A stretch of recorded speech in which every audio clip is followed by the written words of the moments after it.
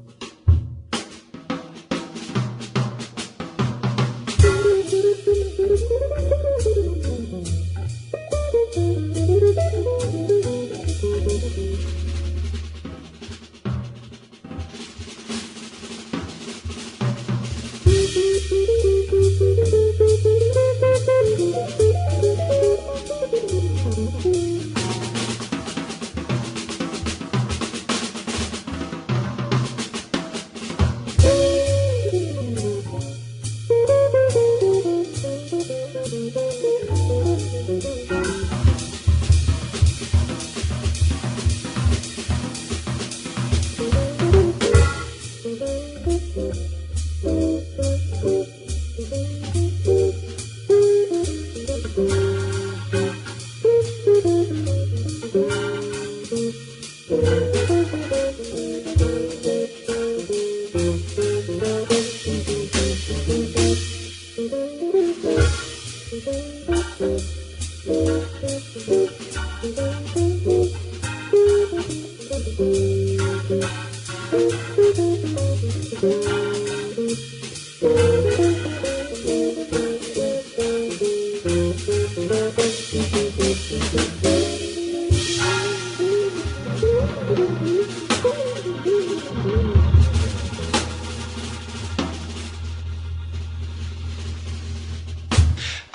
over the years, you've had many plaudits from people who are great luminaries in the jazz world. I'm reading here about Tony Mottola, who was Frank Sinatra's guitarist. He had something to say about you, didn't he?